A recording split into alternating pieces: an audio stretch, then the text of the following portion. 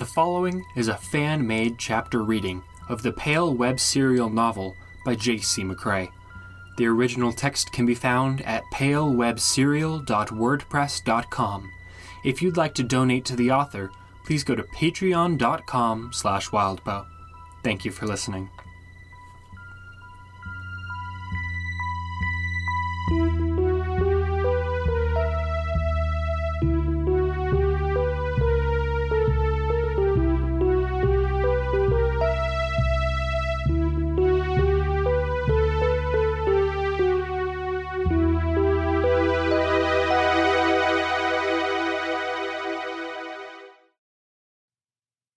Vanishing Points 8.6 Verona. Cute lavender belly shirt with the overlappy bottom, V-neck tee, top with the buttons down the front and the scalloped sleeves and hem, slinky striped black and purple dress. Rather than fold the clothes as she got sorted, Verona smoothed them out and rolled them into tubes, then stacked the tubes together, side by side. "This was in my bag," Lucy said, handing Verona a monster sock. "Why is your stuff in my bag?" "Dunno, spillover?" Verona asked, putting her acid-washed jeans under her chin while she rolled them up from the bottom of the pants leg up to the waistband, tight as she could get. "I've got a sock of yours in the gap between mattress and the footboard of the bed here," Avery noted, throwing it at the side of Verona's head. "How?" Verona laughed and put it in the pile. Snowdrop was sitting cross-legged on the bed, folding shirts and handing them to Avery. She was smiling too much not to be up to something. Cherry Pop was stuck inside a spare sock with a hole in it, one foot sticking out of the hole. It served to restrain the little goblin's movements and formed a kind of sleeping bag for the little goblin as she slumbered. "How's your stomach?" Verona asked. "Hurts when I bend over, but it's superficial. Thanks for asking. You don't usually ask so much." "Yeah, well, I got to have my little freakout the other day, in front of everyone. I've hashed stuff out. I'm mostly worried about you guys." "I think your judgment of how okay you are is a little suspect, Ronnie," Lucy said. "Hey." "Just saying. Maybe all of us are bad at that. My old therapist told me that just because you have an emotional outburst, it doesn't mean you've actually handled that stuff. It's still there." "That might explain a lot about my dad," Verona said. Caught up on the folding, Snowdrop moved the covers and found shorts and socks that Avery had worn to bed and kicked off in the middle of the night. Barbarian. Snowdrop picked up a striped sock and held it up. Verona raised her hands to catch. They were a matter of feet apart, and Snowdrop's throw was still insufficient, the sock landing at Verona's feet. "Not a strength, huh, Snow?" Verona asked. "I don't know. Opossums are supposed to be really good at throwing. We have the muscles for it," Snowdrop replied, handing Avery more shirts and folded socks. "This isn't a color of shirt I wear," Avery said. "What?" She shook out the dull gray shirt out to view the front. It had a print of the Hanged Man tarot card with an opossum instead of a man, hanging upside down. Instead of the number at the top or the title Hanged Man, on the bottom it was just "Ah!" "How many of these did you give me?" Avery asked, checking. "God." Snowdrop laughed, which woke up Cherry Pop, who looked around bewildered before joining in with a laugh. Lucy high-fived Snowdrop. "Man, I thought I was nearly done," Avery said, unpacking and picking through her shirts. She set some of the others aside, which were similar enough to the green, orange, and teal colors of the other shirts to slip through. She held it up and read off it. "Live free, be bizarre, make whoopee, get hit by a car. No, Snowdrop." "It's no way to live," Snowdrop said, raising a hand as Lucy went in for another high five. "Hey! Hey!" Cherry Pop raised her voice. She strained, arm reaching as if trying her utmost to sit up and reach would do more than add another inch to the distance Lucy had to close. Lucy gave her a one-finger high five.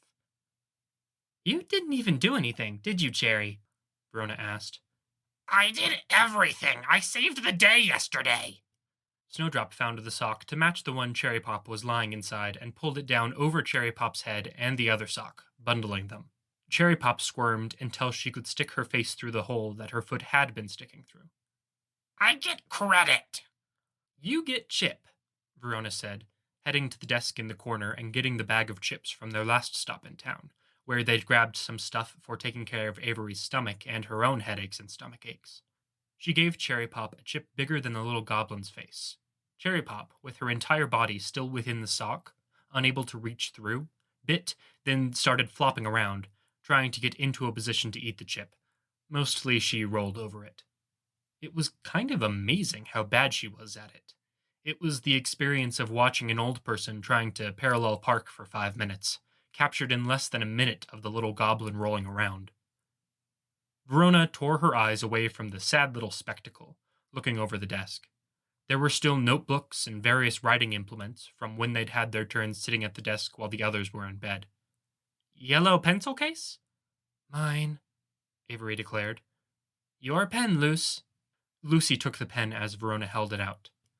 And laptop. Lucy took the laptop. Verona sorted out the library books, which included what she'd grabbed from the library to do some digging on the new types of other who'd moved to Kennet. She stacked them from largest to smallest. Then she turned to her own notes. This is it, she said. You sounded ready to go home the other day. Verona shrugged. Field trip later, Avery said. I've been looking forward to the field trips from the beginning. There are more later we won't get to see, Verona said, hopping up to the desk to sit on it, feet on the chair. Alpy could take us places again, Avery said. Or the new others could. Not the same. No, Lucy agreed. Different tone, we won't have to watch our backs in the same way, but we can't learn from the experts either. We're learning from the natural residents. They'd had the whole disaster with classes cut short, then a day of recuperation, which had included a class on healing. Then a day of elemental stuff, which had capped off in Y turning up to mention Alexander was dead. Avery had missed a lot of that. Yesterday had been a day of minor stuff on deal-making others, touching briefly on Fairy as a prelude to today. But the instructor hadn't been much good, and had been that much worse when moving on to the afternoon class, which had been 2.5 hours of droning about djinn, envoys that operated like the Hungry Choir but who were smaller, and other things that were really hard to get to grips with when they just really didn't interact with those others, and might never. They probably wouldn't ever go to those djinn who had roots and angels and had helped build the universe and make wishes. And if they ever did, they'd do their own research. They wouldn't need what was taught in a snooze-inducing voice for 2 hours in the middle of summer. The room hadn't been hot, but somehow, when imagining it, her mind revised it to have them all dripping in sweat, slumping in their seats, slack-jawed and wanting to die. It had been that bad. Turns out that people who both know about the practice and who can teach are few and far between. She looked at the picture on the wall of the barn with the cat, deer, and fox in it, and remembered the one it had replaced, with the hunting party, massive dogs, and the dead cat. We kind of offed one of the teachers who knew their shit and who could teach half-decently, too. She put that out of mind. They'd fled the classroom and gone swimming, aiming to make some allies and have some fun to counter the dreary lessons, and that swim had been crashed by America and Liberty Ted. Last night had been restless, not helped by Cherry Pop being in the mix. They spent a couple hours trying to sleep while a small, abrasive voice piped up with random commentary about the placement of buttholes on various animals, whether kitchen sponges should be edible, that one show about a cartoon dog she'd seen once, and how she was absolutely undeniably positive that there was a spider under the covers. They'd made Snowdrop take Cherry for an hours-long walk so they could sleep. You never explained this shirt, Avery said, turning around to show Snowdrop the shirt she'd worn the night Bristow had gone the way of the brownies, that Alexander had died. It was pink, with a winking opossum with makeup caked over its face, holding its paws over its nose. Eyes over here. I'll tell you, the goblins that aren't Toadswallow won't, Snowdrop declared. Cherry Pop twisted around, looking, then burst out laughing. The shirt! Tell me, Cherry, Avery said, eager. Don't, Snowdrop called out, then slapped her hand against her palm. It's the nostrils! Opossum dung! What? Avery asked. That makes no sense. The stupid people, they came over and they saw opossums for the first time. The guy opossums have two heads forked, so clearly they think it has to go in the nose. What? Avery asked. It wasn't the first invaders in America, Snowdrop sighed. I was wearing this? Verona smiled, turning her back and making sure she had all of her pens, markers, watercolor brushes, colored pencils, and the various rulers, stencils, and compasses for drawing, putting them in the battered and scuffed fabric pencil case. She collected all of the papers, then knocked the stack against the desk to make the pile even. If she had some of Lucy or Avery's stuff in the pile, she'd sort it out later. Snowdrop, can you unsummon all this extra clothing? Avery asked, holding up the wet possum swimsuit. I shouldn't pack it all, and it can't be good for you if it's made out of your life force or whatever. Verona picked up the chair with her feet on either side of the seat, trying to balance it. I'm curious, did you actually spend the time to make the clothes, pull them off, become an opossum again, and then stack them that way? Nope, Snowdrop stated. Love that, Verona said. Snowdrop smiled. You should have. That would have been great. Cherry Pop raised her voice because she was small enough that she had to shout to match the rest of them in volume. You know what else is great? Verona asked. Chips. She put the chair down, took more chips, stacked them, and gave them to Cherry Pop, who opened her mouth wide to take in as much as possible. Check the drawers? Lucy asked. Verona went through the drawers of the wooden desk in the corner. Spell cards, more pens, some failed drawings of earrings and lanterns. She collected it. Packing up. Getting so they were ready to go home when their ride arrived, which would be after this field trip. You're getting potato chips all over my sock, Avery noted. Cherry Pop proceeded to try to roll in the potato chips, which happened to also put her face in closer proximity to the chips on the bed than she'd been managing before. Want to be a vacuum? Snowdrop asked, picking up the sock-ensconced goblin and holding her just over the bed. Cherry Pop laughed, tried to suck up and lick up the bits of chip as she was moved into proximity with it, and coughed when the two actions conflicted. Go easy, Cherry, Avery said, wincing a bit. No. Cherry coughed, licked, mid-cough, then hiccuped. Ver. It was honestly sort of funny to see how Avery ratcheted up that initial wince, arms folded, shoulders drawing together, as Cherry added talking and hiccups to the mix of coughing and eating. She's a goblin, Lucy said. She's tough. I'm just imagining the brownies reacting to a pile of goblin vomit when they sort out our room, Verona said. Don't encourage her, Avery said, still wincing. Take, Cherry managed. A crap. Cough, cough, eat, hiccup. On the floor. Hey, stop for a second, Lucy said, reaching over and lifting Cherry to an upright position. She faced the goblin down. No.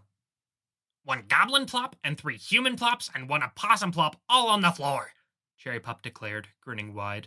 The grin was interrupted with a hiccup. No, we're trying to wrap this up with as few enemies as we can manage. I don't want the brownies following us home. But... No, Lucy told her.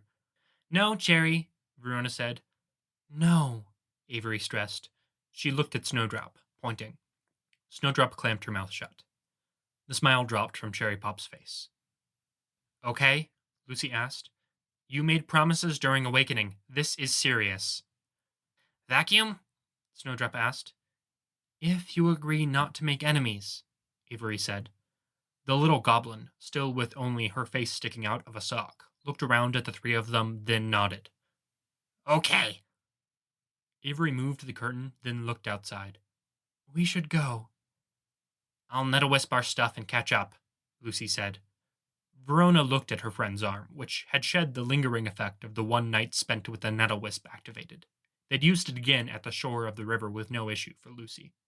Okay, Verona said. We'll drop stuff off at the library. And drop off Cherry, too, Avery added. She can't stay in our room. They split, Verona collecting the books, Avery taking the 3 school bags they were bringing on the field trip, and Snowdrop taking Cherry, while Lucy stuck behind.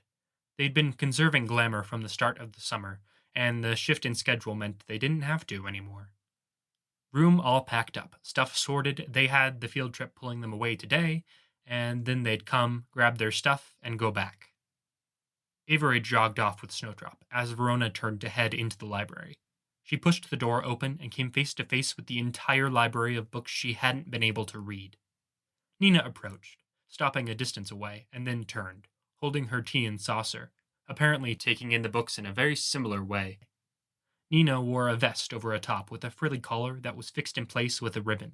She also wore knee-length corduroy skirt, platform heels with marked patina to the leather that matched the tones and patina of her belt, had her hair tied back, and thick-rimmed glasses. Not quite Verona's style, but she took mental note all the same. If she had to grow up, there were worse cues to take than this distillation of librarian chic. "Might be the last time I grab a book," Verona told Nina as she dropped off the books, wiping the cover of one clean with her hand. "We're expecting an email about some others later, and we don't know when we're taking off with Zed, so I might try to cram something in." "I do love that you're a reader," Nina said. "Do you want to stay for tea and to chat? I want to ask what you've read and enjoy it vicariously." "Sorry," Verona answered. "Morning class?" "A field trip to the ferry." "I should pay more attention to the world outside." "Or live your best life and get us to fill you in." Nina smiled. "I feel melancholy leaving this behind. Lame, I know. I'll have mixed feelings about this school, but this library won't be mixed." "Always when you leave unread books behind," Nina answered. She stroked the back of Verona's head. It felt like a big sister or a mom thing, and that made Verona feel weird because she'd never had much of either. She could hear running in the hallway and turned. "Bye." "We may see each other if Zed stops in to see you outside of the summer," Nina told her. "Maybe. That'd be neat. I'll have to find a good bookstore to show you." "You should be looking for good bookstores regardless." "True," Verona called out as she hurried off. She smiled as Nina shushed her. Lucy was running to catch up. "You don't want to exhaust yourself running before a trip where we might be walking around a lot," Verona told her friend. "From a minute of running?" Lucy asked. "I'm not you, Ronnie." Verona wanted to laugh, but the hallway wasn't entirely empty, and she could smell the food Brownies had cooked for students who weren't having the food that was being delivered or catered. The laugh died in her throat. "The joking about Cherry puking made me want to ask," Lucy ventured. "I'm fine. I know I'm bad at knowing if I'm fine, but I think I'm fine. I should be good, unless something specific gets thrown at me that pushes specific buttons." "What about you?" Lucy frowned at Verona. "I'm just asking. You were involved." Lucy shrugged. "Booker's home. I can look forward to that." "And his girlfriend?" "Trying to be nice," Lucy said, a bit sing-song. "Trying to be nice." Verona smiled and joined Lucy in pushing the door open. Avery had run off to the edge of the woods to drop off Cherry Pop and carried an animal-form Snowdrop as she ran back. "Watch out for America," Verona said. "Yeah, we got the warning from Liberty, and it seems like she's timing something to happen at the field trip." "Which is weird?"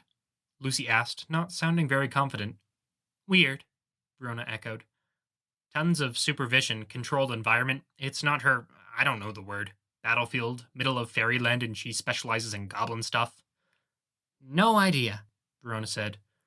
"We'll watch out. Watch each other's backs," Avery said. As a group of 3, they approached the students who had already stepped outside. Estrella and Silas Vanderwerf were at the head of the class with Raymond and some of the apprentices. Zed stood off to one side with Bree. Verona gravitated toward Zed. "Heya." "Hey." "Estrella, huh?" Verona asked. "She's the BHI's best contact when it comes to Fae. Next year she might start teaching classes." "Huh." "Estrella's kind of cool," Avery said. "Is she?" Verona asked. "Don't be a goblin, seriously. I'm so goblined out after the stunt at the river and Cherry Pop all night." "I liked how Estrella handled things the other night," Lucy said. "I wonder if she's a good teacher." "This might be a bit of a test run," Zed noted, "seeing how she handles herself and the younger students." "Nicolette shares a bathroom with Estrella," Bree added. "We could ask her what she thinks." Saying Nicolette's name seemed to get her attention. She was standing between Tanner and Fernanda and approached, eyebrows raised. "What's your take on your bathmate?" Zed asked. Organized but not inflexible. Day 1, she had a schedule for us to use the bathroom. To use the bathroom? Verona asked. For showers in the morning, and blocking out time for baths in the evening. Cushy, you get bathtubs? Lucy asked. You can ask for the brownies to put one in, and Estrella asked. Scheduling those wasn't much of a concern. I don't take baths, Nicolette said, folding her arms. If she brings that kind of organization and conscientiousness to managing students, I think she'll do fine. The guest teachers have been a bit hit and miss. Or hit and miss, if you want to get the proportions right, Verona said.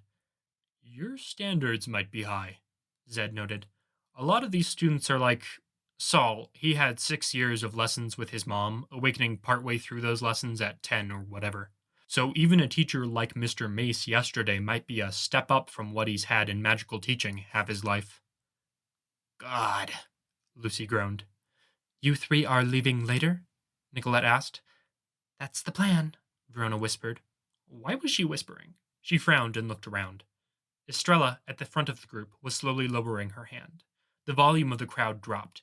Like a conductor, she flourished, then straightened. I bet a lot of teachers wish they knew that trick. Alexander indicated that the students that won his approval in the class on Coup and Claim would get to choose our destination, and the 3 wild practitioners made their choice with my and Silas's advisement. We felt it was hard to go wrong with the trip to the High Fall. Christmas is a bit over 6 months away, and there's only so much time to shop. She's real serious about Christmas, Avery whispered.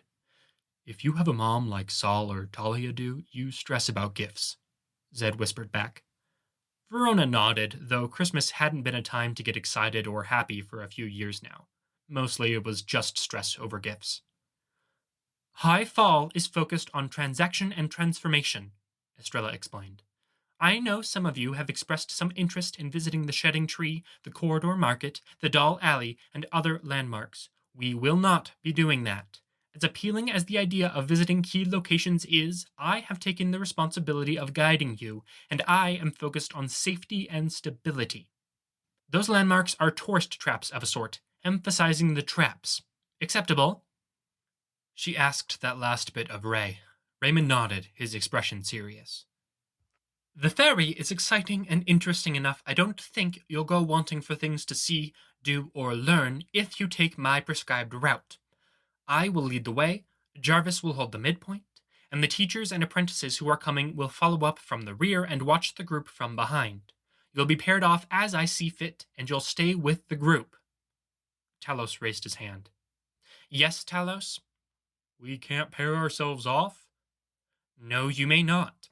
We'll be visiting locations where the locals go for their food, resources, trinkets, and materials, instead of locations intended for tourists.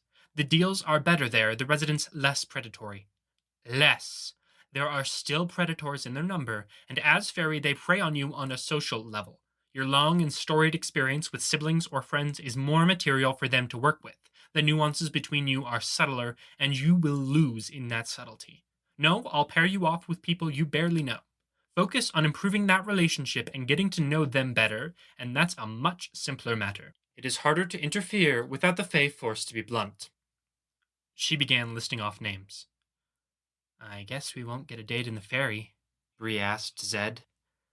I think phrasing it that way is like wanting a date in shark-infested waters, Verona remarked. Lucy elbowed her. We'll do something another time, Zed told her. It'll have to wait almost a week. You're dropping these girls off, I need to redo my binding, then you're helping teach a class? True. Lucy Ellingson, Timon Leos, Estrella called out. Could be worse, Lucy said. I sorta wanted to hang out with him more. Does mean you're not mending fences like we wanted to, though. Kinda, Lucy said. Careful, Zed warned as Lucy walked off. Lucy nodded. You said that at the beginning of the semester, about the Leos, Avery commented. To be careful. I did, Zed agreed. How come? Their families, their methods. They dabble in alchemy, and you do not want to fall victim to that alchemy. Huh. They were told to be good, and they're being good, it seems. Zed, Estrella asked. Can't I supervise? With Saul. Huh. Zed frowned. I wonder if we can work in some gentle talk about tricky parent stuff. Zed walked off.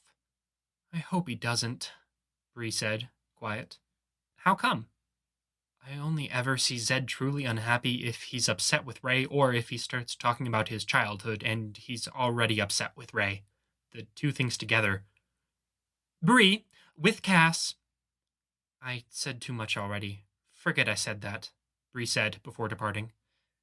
Zed's rubbing off on you, Nicolette said. Maybe. Avery, Fernanda. Of fucking course, Avery said. Don't you say anything. Verona threw up her hands, the picture of innocence. Raquel with Verona Hayward. Huh. Verona made a bit of a face. I don't get the logic. She's fairy adjacent. I wouldn't try, Nicolette said. Damn, I was hoping to have a word in private. The rest of their group had been called away. How come? Verona asked. Doesn't matter. Maybe later. But what? Verona asked, but Raquel was signaling and Nicolette walked off. Because of the thing the other day? The interrogation? Something else? A warning about the field trip? The rest of the students got sorted. Verona walked over and met Raquel halfway. Raquel looked her up and down. Verona raised her eyebrows, thumbs hooked into the belt loops of her denim skirt.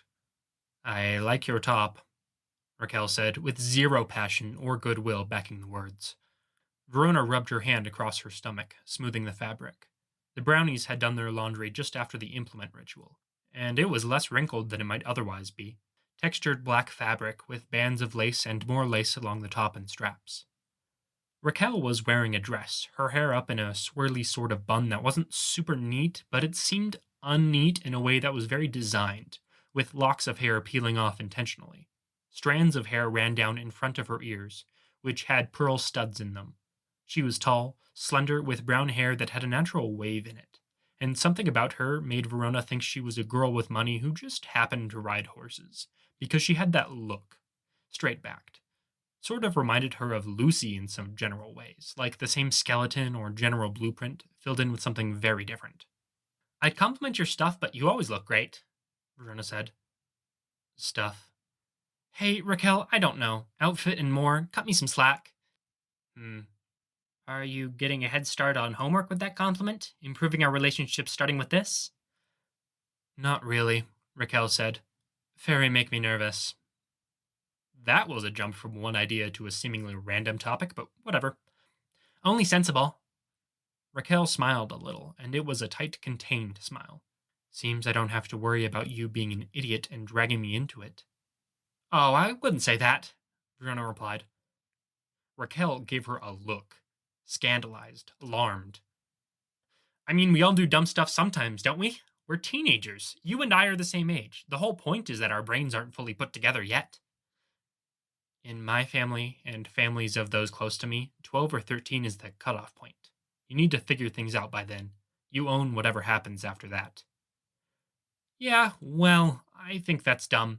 We should get to figure things out by making mistakes and figuring out what we do well and sorting it all out like that. Maybe, but for most of us, we don't get to figure out anything. It's decided early. Verona wrinkled her nose. And you think that's good? I think it just is. Sometimes as much as gravity is something that pulls us down and fire is warm. Huh. Estrella kept pairing off students. Do you know if your uncle or whoever is going to end up headmaster? Verona asked. I'm not allowed to say. They'll make an announcement, and me hinting one way or the other could be seen as changing the result. Okay, so is there anything about all this that you get excited about? Practices you love? Stuff you're into? Raquel gave Verona a look, a bit puzzled. Cool others? If an other cooperates with me, that's as cool as it gets. Oh my god, okay, new tack. What gets you up in the morning? What gets you excited or makes you happy?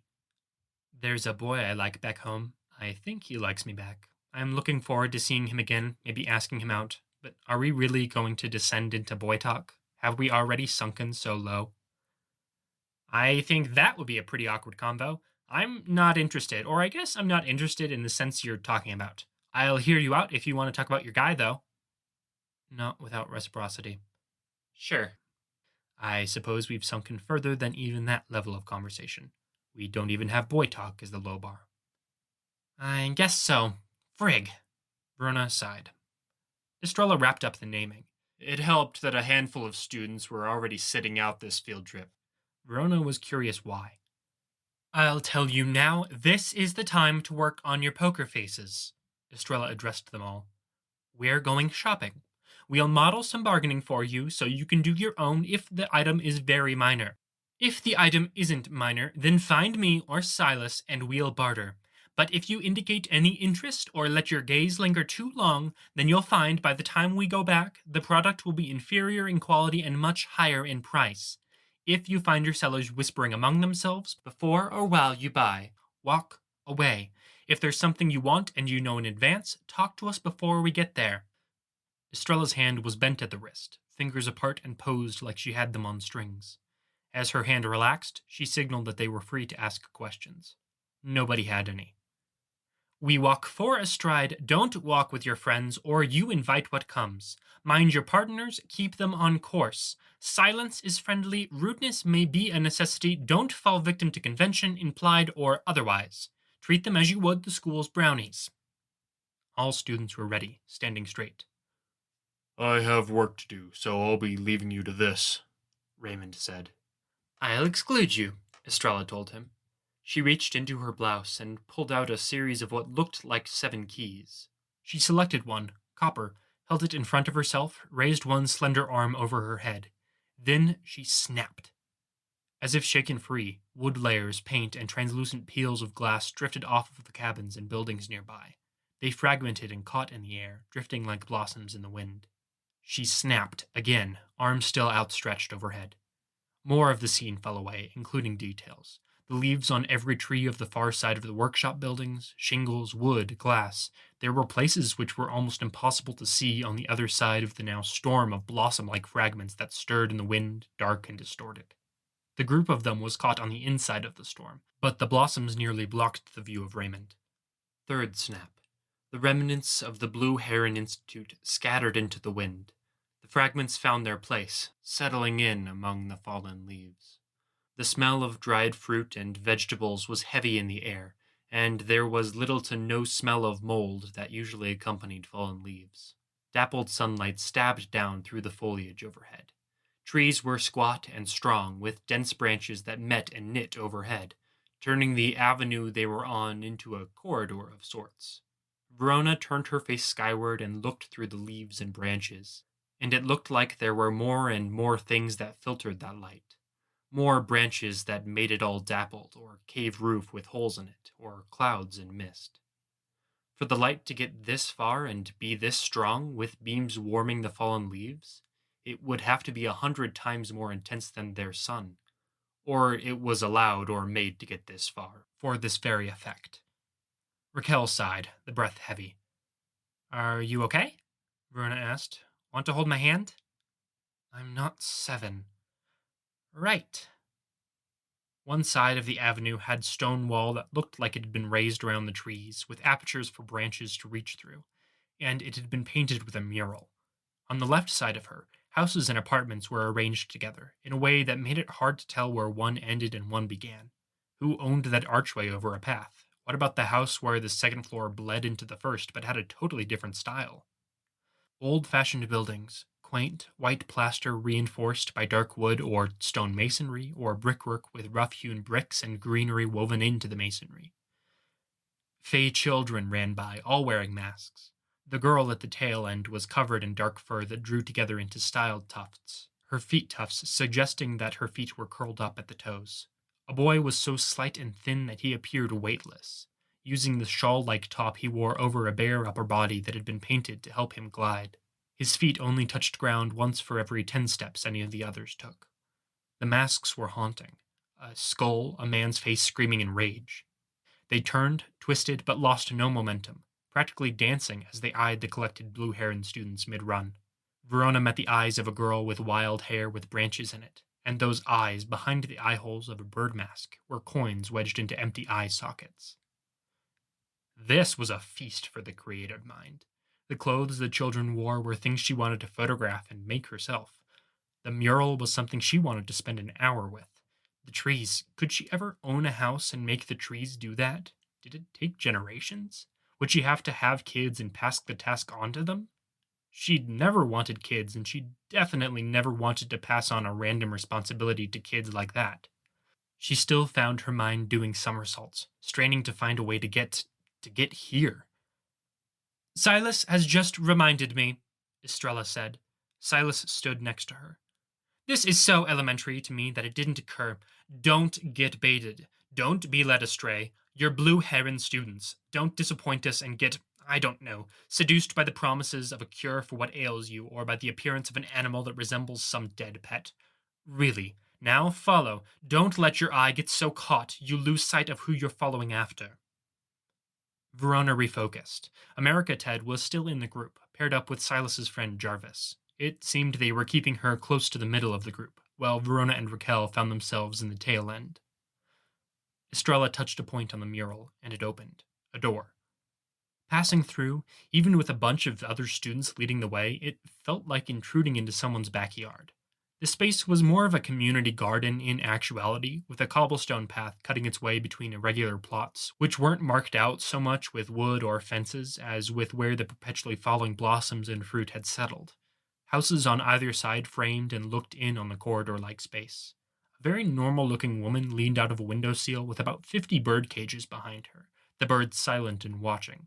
Her fingers tapped out a rhythm against the side of the house just below the windowsill, like she was playing an instrument or tapping out a code. As Verona looked, she saw that some of the fallen leaves were bushes, the leaves of those bushes cultivated to be various hues of amber, crimson, and even black. An old woman by the side of the path was sweeping another cobblestone pathway, narrower. Her wrinkles had wrinkles. Her skin was a deep brown, and mouth and downswept eyes disappeared into the detail. She looked almost wooden, except she moved with vigor. She completely ignored them. The community garden passed the houses and into a more open street that looked out on a river. It reminded Verona of Kennet, of Avery's house, and how there was her house, then the street, then a patch of nature, then the water.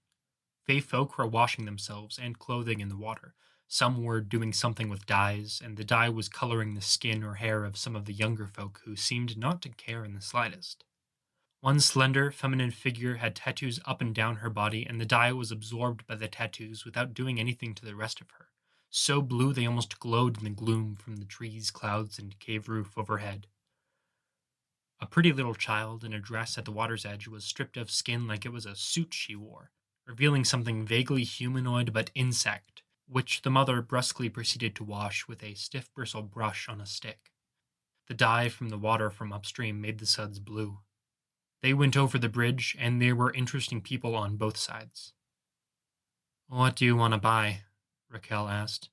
Probably everything, but some art stuff would be nice." I think she might have paired us off like she did so we'd temper each other, each of us being impatient with the other's shopping. Questioning the other's picks, so you aren't interested in the art stuff? No, I'm not. This wasn't a world made for cars, Verona noted. It was for pedestrians, winding, and probably she could live here for the rest of her life and keep finding paths. The obvious paths were maybe the trap Estrella was guiding them past, the way that would lead them to the more and more obvious common routes that would eventually take them to the tourist destinations and some major landmarks where some Fae knew to wait for visitors. There was an art to it, and that simple fact made her ache for what her world lacked. That nobody would pave a footpath of a bridge with colored stones in a way that made it beautiful. That murals like that one they'd left behind didn't exist except maybe as graffiti. Booths on the far side of the river had Fae hawking wares. One had things in cages and let a spine-covered centipede free of one heavy cage so it could wind up an eerily tall woman's body, settling around her neck like a boa, so she could try it on. The masked children from before were on the far end of the bridge, sitting on a wall like they'd been there for a while, even though their trajectory had to have been more roundabout.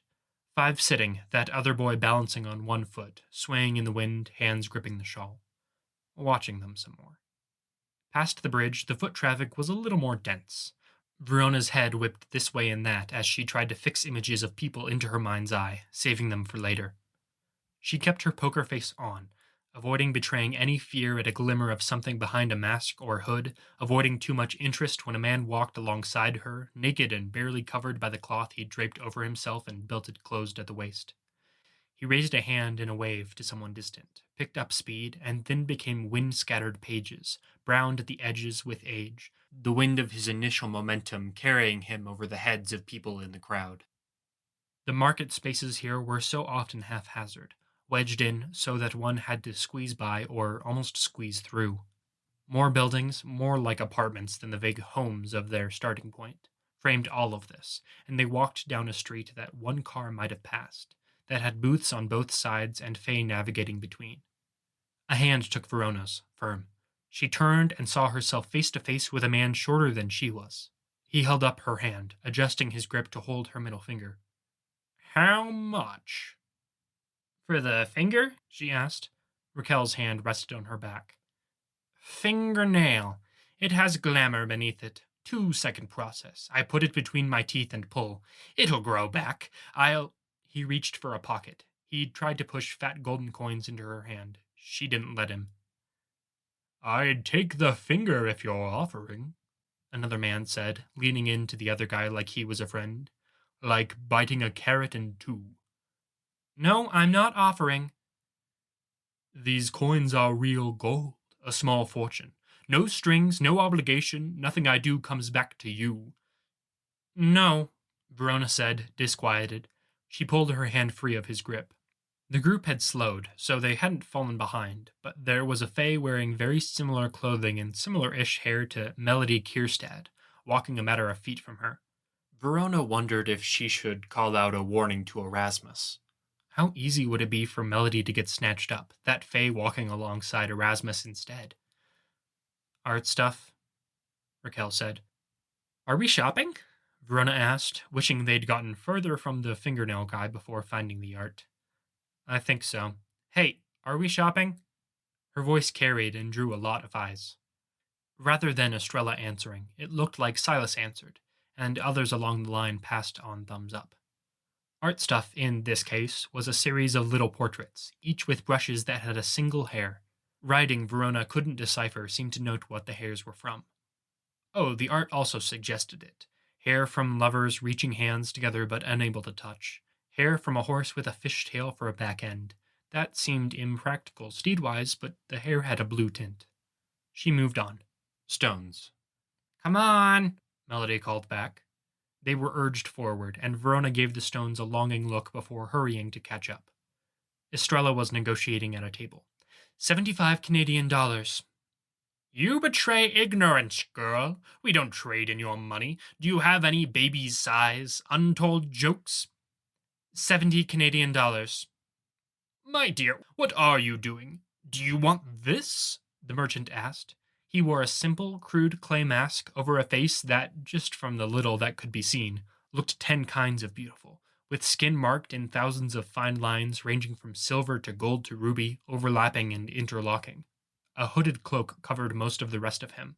What he held was a bottle with what looked like a miniature baby in it, pale blue and greenish water. 65 Canadian dollars. We can keep this going, or you can give up the act.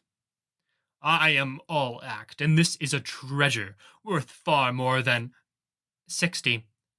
75. I suppose I can find some use for your currency.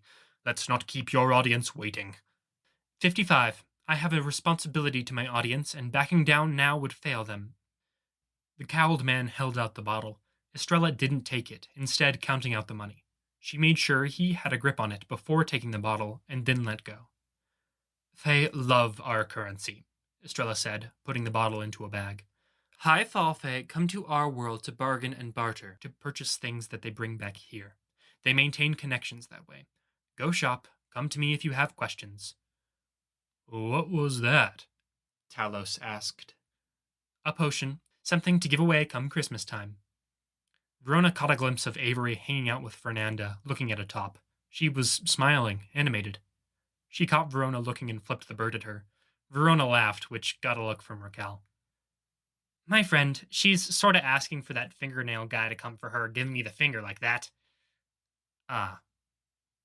Avery was doing better at this random partner thing than Verona was. Figured. Verona resolved to give this a better shot. What do you want to buy? Verona asked Raquel. Tools. I spent a little while getting power. I've spent my whole life learning to most efficiently and subtly use the power I do have, but the last week taught me that there are some gaps. Gaps? Verona asked. You're a collector, right? Soft implements. Which means indirect use, like your friend's earring, or chalices, or talismans, or books. Less swords and wands, which are good at doing. Ah, so to fill the gap, you're looking for a weapon? Something I can put power into in a bad situation. Let's look. Some dude and his female companion were getting undressed in the middle of the street, which was whoa, simultaneously getting draped in other outfits that they were trying on. Further down, a man was so unrealistically tall he couldn't feasibly see the things in the booth or talk to the seller. He used his cane to stab at an oil lamp in the display window, indicating it. He banged twice in short succession to confirm or deny something. In another booth, two kids roughly Verona's age, a boy and a girl, were modeling modern clothes, while a crowd pressed in tight, invading personal space to squint, peer, and stare, not at their clothing, but at them, their skin and their hair. Verona appeared at that one, curious, and someone saw her looking, hurrying out of the way. That same person grabbed Raquel, one hand at Raquel's upper right arm, the other at her upper left, and snatched her off the ground. Hey! Verona shouted. She kicked him. His leg was hard beneath her toe. Here, here, the man said, not even seeming to care about the kick. An expert. What? Two of them, let's see, let's check. Do not manhandle me, Raquel said. Verona had to fight to keep up, pressing forward, pushing some Fae aside. Raquel was pushed to the front of the crowd, many hands turning her around, and she was placed face to face, more or less, with the children, who were a bit shorter than her. A shush, a man said in a heavily accented voice.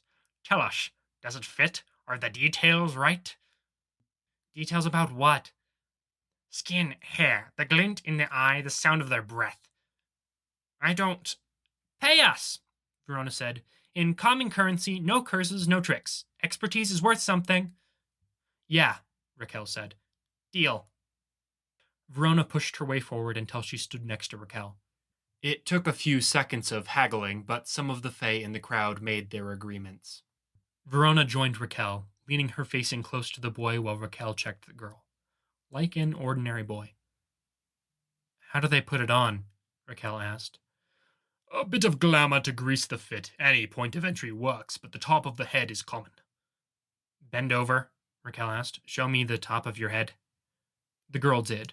Raquel poked at the hair. Verona arched an eyebrow, watching. Whirls to the way the hair flows away from the crown are weird, but you wouldn't notice that unless you went looking, Raquel said. I think there's some link between hair whirls and autism, Verona mused.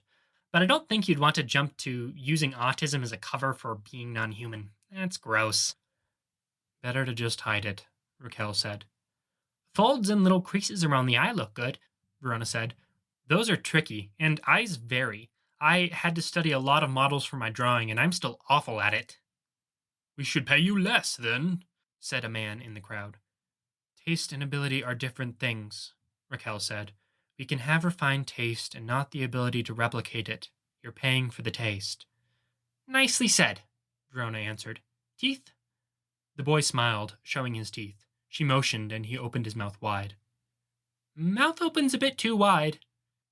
An accommodation for some types who would wear the skin, the seller said. They must eat, after all.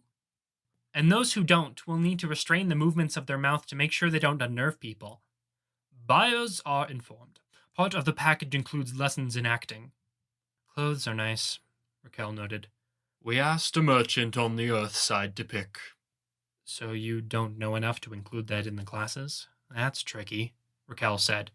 If you're wearing clothes in a particular style, you'll want to stay consistent to that style. We are Fae. We understand style better than you could in a lifetime. Sometimes the people who invest the most in fashion are the most out of touch, Verona commented. Being too fancy or innovative is going to throw people off. You have to match the times, the area, the personality of the person picking. Being a little below board is better than being perfect, Raquel said. What would Jeremy wear? What would Jeremy look like if he swapped places with this boy? Oh, Verona grunted the word. One thing jumps out at me. Oh? Raquel asked. The seller, a slender guy with a faint point to his ears, seemed intrigued by that, but she had the vague sense he was a little nettled. He's not blushing. Girl in his face and he's not blushing or bothered. He may not be attracted to you, the seller said. Boys vary, as do those pretending to be boys. Maybe, sure, I'm okay, but I know I'm not anything special. But can they blush? Makeup, glamour, and tricks can indeed put a blush on the cheeks. But he can't blush on his own? I think that's where the uncanny valley is coming from. Uncanny valley? Just so close to reality it should work, but it doesn't, and it feels vaguely creepy. The lack of reaction and the lack of blush. Skin not matching temperature and circumstance, Raquel said. You'd be a bit paler with this breeze flowing through. They did get goosebumps, though. Gotta tie whatever they did to that subtle color changes, mottling, Verona said. I think that's all I got. Payment, a man said. He got what looked like some marbles out of a pouch, pouring them into his hand. She had seen something like those in the Shelley vision. Dealing with brownies, which reminded her of Bristow, which the people around her weren't un-brownie-like. The area suddenly felt very claustrophobic. She glanced through the crowd, reminding herself of where America was. She saw America staring at her. Silas, Raquel called out. Silas jogged over. They're paying us for a review, 1/20th of the stated value of one of these. Silas counted out the marbles. As they caught the light, images were reflected in them. 3 sweet sorrows, 4 severed bonds, 8 bursts of inspiration, 20 baby sighs. How would we split this in half for Verona and me? Raquel asked. Silas organized it. I can change it for bills if you want, or I can change bills for more fall currency. Are they useful on their own? Verona asked. For manipulating glamour? Yes. Can you point us to tools, weapons? Verona asked. Tools, yes, I don't think they sell weapons here. He pointed. Thanks. They headed down to the far end, and in the doing, they passed Lucy. Talk to Estrella about what we were interested in. Catch you when she gets back to us. Great, Verona said before following Raquel. At the far booth, there were some artisan-style objects that looked like they were high quality, but a quick check confirmed that the only magic they held was from them being here, absorbing the dust that filled the air and soaked into things. At the next table, there were some objects that were explicitly magic items, and Raquel immediately set to checking each with an expert eye, haggling. She didn't seem too focused on one, and Verona hoped it kept her from being cheated. An old woman with a child's proportions and amber eyes endlessly studied a simple hammer. Pen. Every means of dying you pen down can't find you in the next 16 hours. How clear is that? If I put down fall, will it save me from the fall, or will I still die from the landing? Verona asked. You would need to specify both. And if I put down stabbing, would that block out kidney failure? It could. Meaning it could not? I don't want a pen, and I don't want another defensive item, Raquel said. Tell me about the knife. It's a key. It's a way in, you see. I don't want a key. A violent means of entering the person stabbed. You'll get one breath to do as much harm to them as possible while walking around in the temple of their self. Seems more efficient to use a regular knife and stab them more than once in that same breath, Raquel noted. If you want them to die, yes. But if you have an enemy you want to destroy? I might have had enough destroying for one lifetime, thanks, Verona said, uncomfortable. What about that hammer? She indicated the hammer the tiny old woman had. The woman startled, slapped some of the marbles down on the table, and then fled, carrying the hammer. Sold. Right, okay, cool. And this needle? Whisper a name to it and let it go, the seller stated. Salamensu. The needle twisted around, quivering as it pointed back over the seller's shoulder. He let it go, and it flew into the head of a wooden bust on the shelf behind him, impaling one eye. 50 needles exploded out from within, extruding from face, ears, chin, and the back of the head. You named the bust? Raquel asked. After a cousin, I had custody of my child's child after my son was lost in war. This scion of my scion, a rare thing for us. You call them... Grandkid? Verona guessed. Yes, grandchild. We have so few children and fewer grandchildren that we exist long enough to see. And my cousin turned her into a fish and fed her to me. I smile when we meet, but I've named the bust after him. Perhaps one day he will chance upon this market at the same time I demonstrate how the needle is used. Good luck with that, I guess, Verona told the seller. Seems too simple, Raquel noted. It can't kill, you see. Permanently blinds, deafens, wounds the mind, but it won't ever finish a man nor fay off.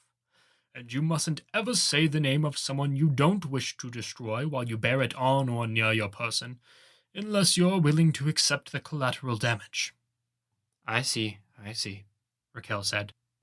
If you want a killing item, you may have better luck beyond this market. It's against laws to kill, you see. That earns us exile or the predations of the hunt, depending on who dies.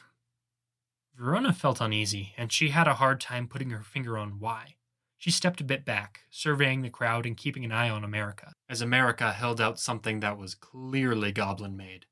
The children from earlier sat and reclined on the rooftops on either side of this market, the girl with the bird mask and coin eyes draped on the downslope from a roof's peak, on the verge of tipping over and falling the full way down, the lightweight boy standing on a peak. A small hand clutched at her, startling her. She pulled back, more uncomfortable. People were so grabby. She turned and saw a child, about 10, of indeterminate gender and shaggy hair, inside a birdcage. The person carrying the cage on a pole tugged, and the child hung on, resisting. Help! The voice was reed thin, sonorous. The seller gave Verona a sharp look, expression twisting. I didn't think they sold children in these markets, Verona observed, her heart in her throat. Not for sale, the person with the pole barked. He was covered in curly hair, but he had eyes that made her think of a dog, not a person. Too wide an iris, not enough white. And burly enough to carry a 10-year-old child in a metal cage on a long pole without really straining much. She could see a bit of Daniel's expression in the child's face, behind that long hair. A bit of Shelley after everything. The child tugged, pulling Verona closer, and the other hand gripped her shoulder, fingers catching on the lace strap of her top. She didn't know what to do, but was caught between holding on and extricating her strap from his grip at the same time. Did you come here by deal or bargain? Raquel asked the child. Shush, the owner barked. Don't answer. The child fell silent, but pressed forehead against thin wire bars, grip tightening. Something in his eyes, wide. He spoke, quick and rushed, and it reminded Verona of leaping off of that bridge. I didn't. My name... The owner pulled, and his grip came free. Lace strap tore, and the cage thunked hard against the ground as he was dropped, silencing him for a moment. Then the owner was off, pushing through the crowd, which blocked Verona as she stepped forward. Raquel gripped her arm, tight. Bill her! The boy shouted. The noise of the crowd and possibly some other interruption from the person carrying him cut him off. A ruse, Raquel said. It's bait on a hook, I think, to pull us in. It's good you care, but don't fall for it. How would you know? Verona asked. The voice. It sounded too perfect. The timing of the details he released.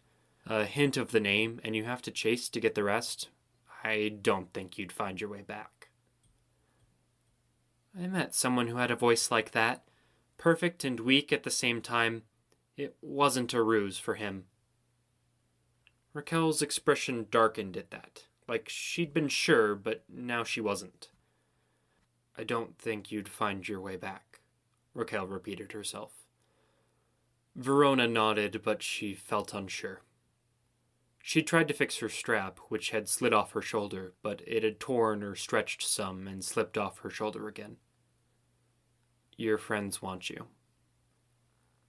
She gave that road the boy had disappeared down a long look, then went to find her friends, Raquel following.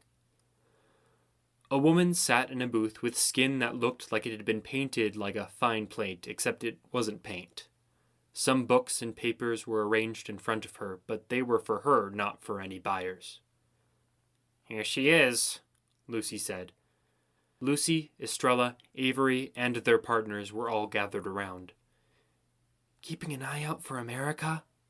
Avery whispered, leaning in close to Verona and glancing back. Verona nodded. "Hopefully we're okay, between all of us," Lucy said. "Are the questions and answers both for all ears present?" the woman asked. Avery and Verona exchanged a glance, while Lucy made a pained expression. "Do you want to go for a short walk, Fernanda?" Raquel asked. "I guess. Is that okay?" Fernanda asked. "Yes," Estrella told them. The others departed. This still wasn't super private, but Verona nodded. "You want a decisive means of dealing with the high summer and dark fall courts?" "Yes," Estrella said. Verona's heart, already heavy, felt heavier. In this claustrophobic space that reminded her of Brownies, of what had happened to Bristow, that boy, it felt worse. She could hold herself together and avoid betraying weaknesses, but there was a feeling nagging at her. Like this was bad, and it was a bottomless sort of bad, that bothered her and ate at her. And all that needed was something more, a push over the edge. She looked for America in the crowd once again. Absent. And Jarvis, her partner, looked bewildered and alarmed. This has been a fan-made chapter reading of the web serial Pale by J.C. McCrae, read by me, antaresgold. I use he, him pronouns. The original text can be found at palewebserial.wordpress.com. If you'd like to donate to the author, please go to patreon.com/wildbow.